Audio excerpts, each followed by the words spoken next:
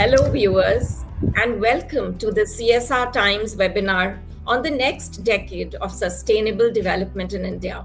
I'm your host, Dr. Shabnam Asthana, and I'm delighted to begin what promises to be a thought-provoking and future-focused conversation. As India moves towards ambitious climate, ESG, and inclusive development goals, the coming decade will demand stronger collaboration between corporates, communities, policymakers, development organizations, and young change makers. Today's distinguished panel brings together leaders from rural development, ESG, HR, sustainable finance, gender justice, child rights, water sustainability, and community engagement, each offering unique perspectives on how India can build a more resilient, equitable, and sustainable future. Through this discussion, we aim to explore not only the challenges ahead, but also the opportunities, innovations, and partnerships that can shape meaningful social impact across the country. Thank you all for joining us, and I look forward to an insightful and engaging session. It's my proud privilege to welcome the panelists, Mr. Siddhalingesh Balloli, Program Head, SBI Foundation, Dr. Jaimon Antony, Vice President HR, ESAB, Ms. Srishti Pragat, Founder, SkySocial, Mr. Sanjay Sharma, Director, Resource Mobilisation, Partnership and External Engagement, Bal Raksha Bharat, Mr. Nikhil Kumar Srivastava, Senior Program Officer at SRF Foundation. We have Mr. Venkatesan K, Senior General Manager, Facilities, Administration and CSR, VA Tech WABAG Limited. Ms. Tammineni Rajitha, Lead ESG, Moneyboxx Finance Limited. Welcome all.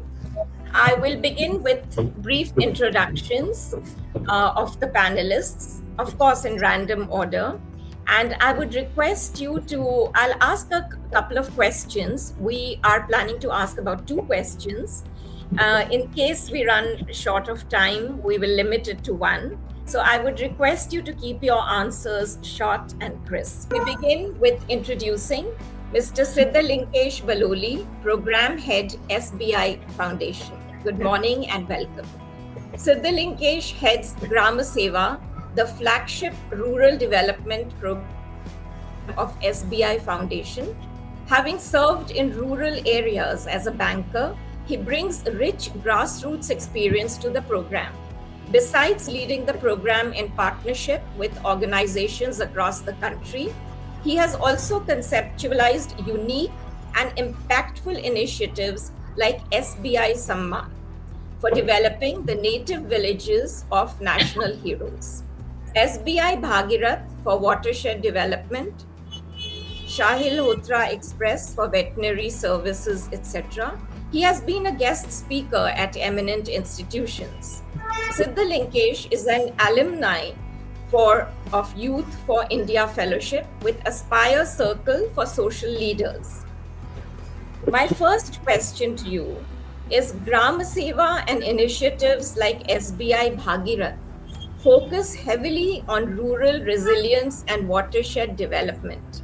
In your view, what role will community-led rural ecosystems play in achieving India's sustainable development goals over the next decade?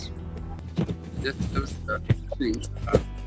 foundation has been focusing on rural development, particularly agriculture, watershed, and rural healthcare. Why? Because India lives in its villages, and most lives in rural areas, and connect with the rural populations and bring development at a national level. I think we are focusing on the development of rural areas. So in this regard, it is very important to highlight that Gandhiji also Gandhiji's philosophy also goes in line with Gram Swaraj, wherein villagers are self-reliant. Just to have the development or Viksit Bharat goal achieved, we need to have the village communities, rural communities, and rural stakeholders to own up or to take the responsibility. So it is important to have development projects or developmental programs which are community-led in nature, uh, wherein community is the key stakeholder and they are the driving force for developmental decisions or implementation, and also they have the capacity or the capacity building of this community for sustaining those developmental initiatives. So in this regard, I think community-led movement is going to be very crucial and critical as we move forward in the next decade. Thank you very much. Meanwhile, I will move on to our next panelist, Dr. Jaimon Antony, Vice President HR ESAB. Dr. Jaimon Antony is a seasoned HR leader with over 25 years of experience across manufacturing, engineering, telecom, and IT sectors, currently serving as Vice President HR for ESAB India and East Asia. He has driven cultural transformation, operational excellence, and earned global recognition, including Great Place to Work and Most Preferred Workplace for Women and Asia's Best Workplaces. His contributions span CSR initiatives, academic research, global leadership awards, reflecting his commitment to innovation, people development, and bridging industry and academia. Very interesting. Welcome. Dr. Antony, can you please address us and tell us, as industries transition towards sustainability, how do you see HR leadership shaping a future-ready workforce that balances productivity, innovation, and environmental responsibility?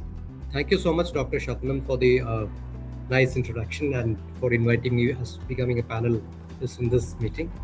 So, answering to your question, so what I would say is that, in my opinion, HR leadership is no longer just a support function.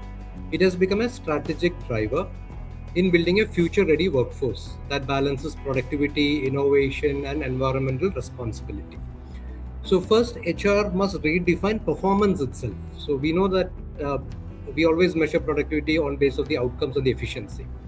But there is another twist to it, in the sense it must also include sustainable outcomes, like how responsibly resources are used, how decisions impact the environment, and what gets measured is what gets managed.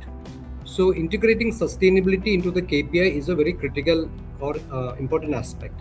In our organization ESAB, we have there are two KPIs which is very non-negotiable. One is the carbon reduction for all the manufacturing locations, and the plant managers are there. And safety is another one which is in everybody's care, irrespective of your function. And second focus, what I would do is building the green skills and the mindset. Organizations needs to invest in upskilling employees in areas like sustainable practices, circular economy, thinking and technology-driven efficiency. But beyond skills, it's about the mindsets. Even if you have the skill and if the organization doesn't promote the sustainable practices, then it will create only short-term gains, not long-term gains. And just to how we do it out here is that we every month we measure the carbon footprint, how much we do it and how we are able to reduce it. We do a lot of initiatives on the circular economy by like reusing the pallets, the flux which we use for the electrodes. And apart from that, we also train the MSMEs or our vendors who supply the products to us. So we help them also to become greener in their workplace itself. So this is how we drive the green skills and the mindsets amongst our employees as well as with our vendors. And third, the culture becomes a real enabler. So the sustainability cannot be driven by policy alone. So the HR must need to build a culture where employees feel personally accountable, whether it is reducing waste, optimizing processes, or contributing ideas for a sustainable innovation. So maybe everybody can kind of replicate things like switching off the lights when we are not using it, or reducing the consumption of AC. So these are how you do it into a greener environment. And fourth is HR can unlock innovation through purpose. So today's workforce, especially younger employees, wants to contribute to something which is meaningful.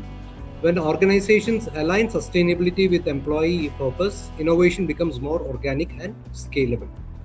And the last point I would like to say is that HR has to lead by example through sustainable workplace practices like digital processes, flexible work models that reduces the environment impact.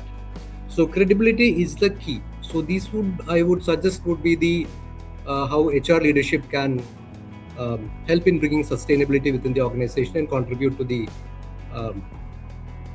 environment strategies of India or for our organization, because the government of India has given a target like by 2070 we should be 100% zero carbon neutralized kind of a country. So unless we do by each organization, this may not work out. So that's all from my side. Thank you so much. Thank you, Dr. Antony. Very pertinent points which all of us must ponder and think about and try and imbibe in our daily lives, so that it doesn't just rest with HR, it stems from individual responsibility as well. So very good points and things to ponder over. I move on to Ms. Srishti Pragat, founder SkySocial. Srishti is a social impact leader and founder of SkySocial, a youth-led feminist organization based in Bhopal, MP, and working across India at the intersection of gender justice, mental health, and community well-being.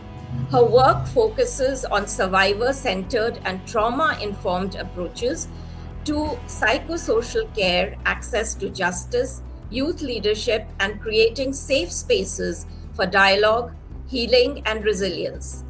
Through grassroots initiatives, institutional collaborations, and cross-sector partnerships, she works to build inclusive, community-driven support systems that empower women, young children, and marginalized communities with dignity and long-term support. Srishti, your work connects gender justice, mental health, and community resilience. How can sustainable development frameworks in India become more trauma-informed and centered around emotional well-being, especially for marginalized communities? Thank you so much, Shabnam, for having me. It's an absolute honor to be here. So answering to your question, firstly, because as you mentioned that SkySocial is a youth-led feminist organization that is working in the intersection of gender justice and mental health. For me and the work that we do at SkySocial, we have realized that India's sustainable development framework cannot truly succeed if emotional well-being continues to remain invisible within policy and the community systems. So when we speak about sustainability, we talk about employment, we talk about education, we talk about livelihood, we talk about infrastructure, we talk about climate action. But what we really don't talk about is the emotional cost of inequality, discrimination, exclusion, displacement. So when we work with communities, which includes women, survivors of violence, queer individuals, adolescents, young people, grassroots workers, trauma doesn't really come up as an isolated experience. It is quite systemic and intergenerational. So through our work at SkySocial, we have seen that mental health and gender justice are deeply interconnected. For example, a young girl dropping out of school because of harassment, a survivor actually navigating institutional support, and a community leader facing burnout while supporting others. Now, these are not separate social issues for us. They directly affect their participation, their leadership, their livelihood, their safety, and long-term community resilience. So sustainable development frameworks actually need to shift from just providing services or from service delivery and become more survivor-centered, healing-centered, and emotionally responsive. So when we talk about trauma-informed development, we are actually meaning that systems need to design in a way that it includes dignity, safety, trust, empathy, accessibility into every level of engagement, whether we talk about education, healthcare, livelihood, climate action, or governance. We need professionals actually and institutions that understand how trauma really impacts behavior, participation, confidence, and decision making. So through our work, this is my last point, that through our work with the grassroots, we have realized that communities heal when they are actually heard. So we create safe spaces for them where they can have dialogues, conversations, actually build peer support circles, psychological care, community-led conversations around menstruation, violence, addiction, identity, emotional health, to create a long-term impact, because that actually helps rebuild trust and agency. So what we realize that marginalized communities doesn't really only need schemes or programs, but they also need systems that actually acknowledge their lived realities without any kind of judgment. So at its core, I think trauma-informed approach or trauma-informed sustainable development is actually restoring humanity into systems, asking from making a shift of asking how productive are the people to actually asking how safe, supported, and empowered do people feel. So that's how we kind of integrate emotional and mental well-being in the programs that we do, and not just focusing on bridging the gap between the policy and the the communities. Yeah. Thank you. Yeah. Thank you for informing us about what goes actually behind this kind of initiative that you take up. So there is a lot of work that has to be managed, micromanaged, and sort of integrated for things to really work out. Thank you very much. And now I move on to Mr. Sanjay Sharma, Director, Resource Mobilization Partnership and External Engagement, Bal Raksha Bharat. With over 24 years in the development sector, Sanjay is a strategic leader in program design, coalition building, and fundraising. He has held key roles at NRHM, CARE, PATH, DFID, and Bal Raksha Bharat, leading national alliances like Joining Forces and White Ribbon Alliance. Sanjay has managed multi-million-dollar grants and earned accolades, including the Jaipur Samman and CEO Special Mention. A published author and policy advocate, he holds degrees in population studies, rural management, and law. My question to you, Sanjay, is partnerships are becoming central to achieving long-term social impact. What kinds of cross-sector collaboration do you believe will be most critical for sustainable development in India over the next decade? So thank you so much, Dr. Shabnam, and I really appreciate CSR Times to giving us this opportunity, and all the fellow panelists who are present here today. So I think it's a very important subject we are discussing today, and this is more important because we are at about a decade has passed with the SDG was adopted so in 2015 the Sustainable Development Goal was adopted, and India signed on that with one of the the core value of the theme is that no one should leave behind. And if we talk today how no one can leave behind, I think the key is in partnership. Key is to see how the sustainability is possible, and the kind of complex challenges we face in this country. You see solving those problems for anyone alone is not possible. If you see the last 10 years how the country has moved, because we need to understand that first before talking that where we are lacking and how the collaboration can really help in that direction. So there is significant progress I think in multiple directions that India has achieved. We see in terms of the digital inclusion. Now with this UPI everywhere we see people are more digital. India has the largest user of the data across the world. The cost of data is also less. So we see the digitalization really change the life here. We also see there is a huge progress in terms of the school enrollment. We see that infrastructure there is a huge progress. in terms of having hospitals, in terms of having the equipment there, in terms of having the good school buildings, in terms of having the road network, so infrastructure is another area where we have made significant progress. We also see that the financial inclusion, big programs with government and NGOs run around the livelihood issues, which help really women to come forward and take more participation into the workforce kind of a thing. So there are a lot of good things happen in the last 10 years in India. But at the same time, we feel that there are issues related to the inequity, there are issues related to last mile reach, there are issues related to the all these climate issues, and you must be reading in the newspapers now, out of the 22 topmost hot cities in the world, all are in India.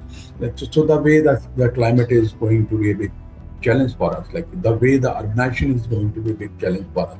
By 2030, the prediction is 55% population would be the urban population. So there are newer challenges also coming, and there are issues which are still need to be resolved, the issue related to the inequity, issues related to the last mile connection, so all those things I think is not possible for any single identity to address. Now, if I quickly do a stakeholder mapping kind of a thing, that who are the important stakeholders in this sector, so basically there are three important stakeholders, so one is and then all the three important stakeholders also changed during the last decade. So you see that the CSR, the corporates, starting from the compliance, where the major focus was that they should fulfill the compliance of 2% of the CSR law. Now CSR are talking more about the impact. They are talking about what value they are creating. They are talking about what problem they are solving. So they shift from compliance to the output. We see the NGOs they shift from more right-based approach to the collaborative kind of approach. You see today most of the NGOs are supporting to some flagship programs, working closely with the government, working closely with the other systems. You also see the community, the community is also shifting from the basic need to the aspiration. So earlier the basic need was that housing, clothing, food, the education, basic health. But now we are talking community also talking about the more aspiration, how the children can get the higher education, how they can get the better quality life. So everything has changed, and accordingly the important stakeholders also have changed. But I think one thing which are somewhere left little behind during this journey is that how we'll engage with the community. The entire the genesis behind this development is that how the community should be empowered, they should be on the forefront. But now I see that programs are coming where the community engagement start when the programs start. Not much need assessment we are doing, largely the common areas we are trying to support. I think these are some of the areas where we really need to see, and partnership is really important. Lastly, 2-3 things I also want to say, that every stakeholder has an important role. We see government for these scale up, because whatever you do, government can scale up at a high level. We see NGOs to have that community connect, bringing community ownership in everything. And we see corporate to help us with a lot of technology, a lot of innovations, flexi funding to create awareness and all those kind of a thing. And lastly, we see that community to own everything, to design the plan, to design the program, to evaluate those programs. I move on to the next panelist. Thank you very much. Mr. Nikhil Kumar Srivastava, Senior Program Officer at SRF Foundation. He's a development professional working in the social sector with experience in program management, stakeholder engagement, and community development initiatives. As a senior program officer at SRF Foundation, he works across areas including education, skill development, and livelihood promotion. He is also a member of the Global Council of CSR and Sustainability and actively contributes to discussions around inclusive development, sustainability, and social impact. Mr. Nikhil Kumar, my question to you is, your work across education, livelihoods, and skill development, which of these areas do you believe will have the greatest multiplier effect on India's sustainable development journey in the next 10 years, and why?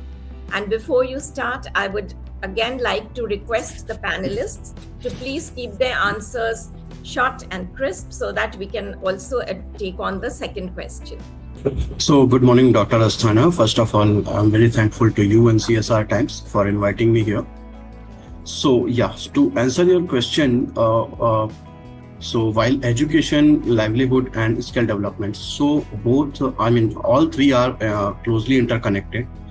What I believe is skill development and employability will have the greatest multiplier effect on India's sustainable development journey over the next decade, which we are talking about. So India's biggest opportunity today is its young population, we can say. However, the real challenge is not just education, but creating a future-ready human capital. With rapid changes in technology, automation, and green economy, skill development becomes the bridge between education and employability. So when we're talking about the young population gain relevant skills, it improves employability, it increases household income, reduces poverty, and strengthens the local economies, we can say. The impact goes beyond the individual. It creates long-term social mobility and intergenerational progress. Skill development also strengthens other development sectors like green skills support, climate resilience. We can say digital skills improves inclusion, and women skills driven economy creates empowerment in the section. And the entrepreneurship creates decentralized growth opportunities. So at the same time, the future lies in integrating education skilling and livelihoods as well. So education must become industry aligned. Skills development should be demand driven, and livelihood needs to be sustainable and technology driven. So now we can say the country that invests in people alongside infrastructure will lead the next decade. If India can align education, skilling, livelihood with future economic realities, it can transform its demographic dividend into a sustainable development advantages. So thank you so much. Very pertinent points, and I'm sure whatever you are saying has been taken down very well by people, because yes, these are indeed the demands and the requirements of the hour. I move on to Mr. Venkatesan K, Senior General Manager, Facilities, Administration and CSR, Tech WABAG Limited. K. Venkatesan is a senior management professional with over 38 years of expertise in facilities, administration, CSR sustainability, and real estate management. Currently, Senior GM and Head Facilities, Administration and CSR at Tech WABAG. He has led award-winning green building initiatives and contributed extensively to HR, ESG, and corporate sustainability forums.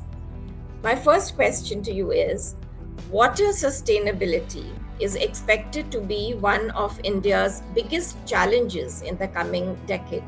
From your perspective, what innovations or partnerships are most urgently needed to secure equitable water access and management? Namaste, Dr. Shabnam Asthana. Thank you very much. Am I audible?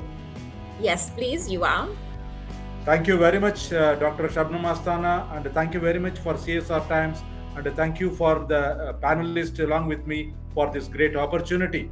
Being a water industry professional, who else can give a thought on this question? Thank you very much. This is one of the thought-provoking questions on this sustainability issues.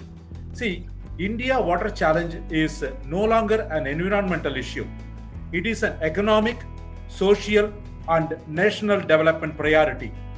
In the coming decade, the most urgent need is to move from fragmented water management to an integrated and circular water economy. There are three particular critical areas to be looked into when I say this. First, innovation in water wastewater treatment. Number two, recycling and reuse must become mainstream for industries and cities, and it can no longer depend on only fresh water. Number two, treated wastewater should become a valuable resource for industrial use, agriculture, and urban utilities. Three, digital technologies such as artificial intelligence and smart metering, IoT sensors, and predictive analytics can significantly improve water efficiency, reduce losses, and enable data-driven decisions. Fourthly, partnerships will determine success. Government alone cannot solve the water crisis. We as corporates, with stronger collaboration between industries, municipalities, technology providers, academia, NGOs, and local communities, public and private partnerships can accelerate infrastructure creation, while community participation ensures long-term sustainability and equitable access. Most importantly, sustainability must include inclusivity. Water security should reach out not only urban areas but also industries, rural communities, marginalized populations, and water-stressed regions. The future of sustainable India will depend greatly on how responsibly we manage every drop of water today, which can take to next decade. Yes, absolutely. Very pertinent information, and this is something which is very reflective and very pertinent in today's times. Thank you. I move on to Ms. Tammineni Rajitha, Lead ESG Moneyboxx Finance Limited. Tammineni Rajitha is a sustainability professional with extensive experience in ESG strategy, climate-aligned finance, sustainability reporting, and impact-driven program management. With leadership roles at Moneyboxx Finance Limited and Tata Steel Limited, she has successfully driven ESG integration, sustainable finance initiatives, and stakeholder engagement. Her expertise spans ESG disclosures, biodiversity management, impact investing, and sustainable development. My question to you is, with your experience across both industrial sustainability and impact-focused finance, how do you see ESG evolving in India over the next decade, from a compliance requirement to a driver of inclusive economic growth? Yeah, thank you, Shabnam ji, for the very interesting question that you have put up here. So ESG till now that we have been talking about has more about being compliance and reporting exercise where the KPIs and the questions were coming from investors and the businesses had to report it. Then there's one compliance which Indian regulatory body SEBI has also come out with. It's called BRSR, which outlines various investor expectations as well as regulatory information that is required. But as we move ahead, as we look into the future going forward, so ESG will evolve from compliance and just reporting to a point where it is influencing access to capital, customer trust, supply chain participation, and business competitiveness. So now going forward, businesses will be differentiated on the they'll be able to differentiate themselves on the basis of ESG or the sustainability USPs that they will have incorporated into their business. And India's development journey also presents a unique opportunity for the businesses because sustainability and inclusion are deeply interconnected. Where we are developing for economic prosperity, we also have to we are at a stage where we also have to look at the planet and the environmental aspects and the social inclusion part of it. And India is at that cusp where it can address all of these challenges together. So we are talking not just about climate resilience, resource efficiency, decarbonization, but also we are talking about strengthening the social outcomes such as creating better livelihoods, gender inclusion, workforce development, and community well-being. And the Indian government policies or the Indian corporate sector and the NGO sector together are at that point where we are working towards all of these things. So ESG definitely is bringing all of them together, and that is why there's a push from investors and lenders into incorporating these parameters, and slowly it is also driving a lot of initiatives and businesses along with it. Also with technologies like AI and this transformation towards more sustainable development is becoming more stronger.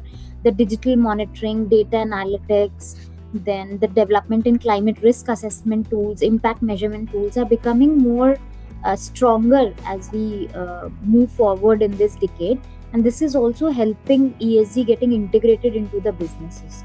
So as we go ahead, if the businesses do not incorporate the ESG function into their DNA, I don't think we'll be able to grow beyond a certain point. So yeah, it is a powerful catalyst for inclusive economic growth, job creation, resilience, and sustainable prosperity for the corporates as well as for the country. Thank you very much. Much as I would have liked to pose a second question to all of you, there is a certain paucity of time and we have to keep well within it. So I will quickly seek the attention of all the panelists and request you to give one remark each, one closing remark before we end the session. So I won't be asking you any questions. I just want you to give me a one-line closing remark. So we move on to the first panelist in the order from which we started.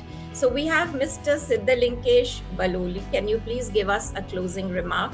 The next decade is decade of India and development through public-private partnerships, and also by taking the community at the center or the stakeholders at the center. It is going to be exciting next 10 years for India, and we are all excited to be part of contributing towards this. Thank you. So we move on to Ms. Srishti Pragat. Line from you, please. Yeah, thank you so much. It was wonderful being a part of this panel, and I truly feel, just to conclude, I truly feel that, if we really want to move forward in terms of sustainable development in India, we really need to invest in youth-led feminist organization or leadership today, because that is how we'll be making a shift from transactional development to rational development. And therefore, we are also shaping a future where sustainable development is more compassionate, equitable, community-driven, and human-centered. Mr. Sanjay Sharma, please. Yeah, thank you, Shabnam ji. So what I feel is that India's next decade of sustainable development will not depend on the GDP or our infrastructure development. I think this will define that how inclusive we are, how collaborative we are, how sustainable we are, and how we can empower our community. And partnership is the key for all these things. Mr. Nikhil Kumar Srivastava. So it was a very wonderful session today. And as you said in the closer remark, I will say the future of CSR in India lies in moving beyond compliance and becoming a true catalyst for long-term social transformation.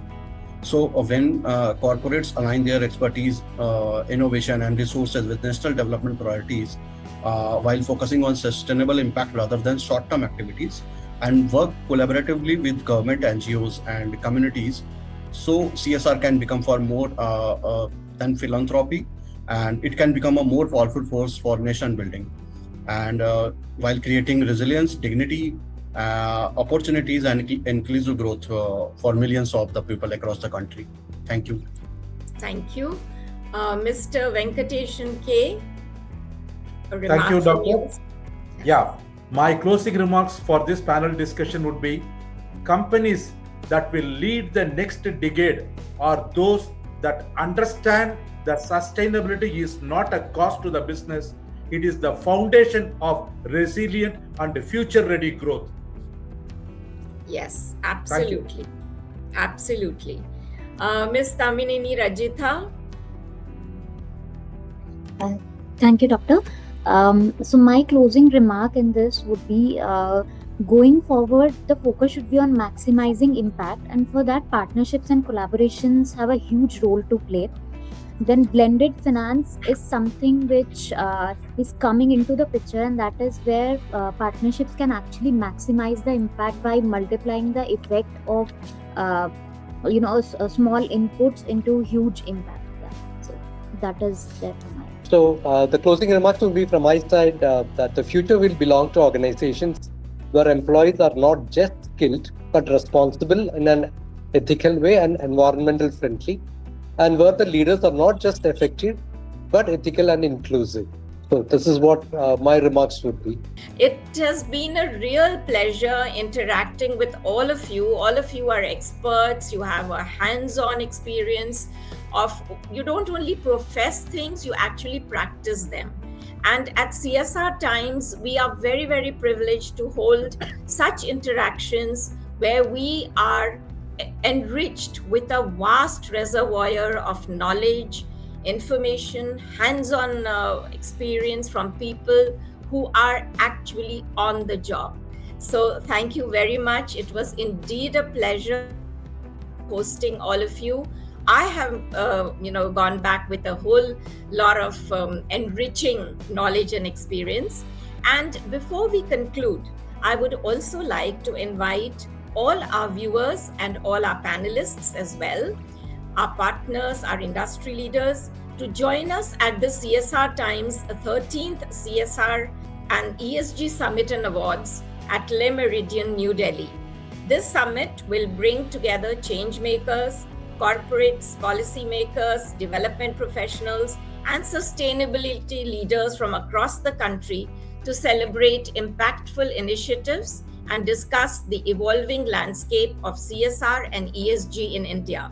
I look forward to your participation as well as to you encouraging others from the fraternity to participate and make this event a true success. All the details of this event are displayed on our website. I would encourage you to click on the links, register, and participate. Thank you so much for your valuable time and the wealth of knowledge that we have received at CSR Times. Wishing you a great day ahead. Thank you so much. Thank you. Thank you so Thank much. you all.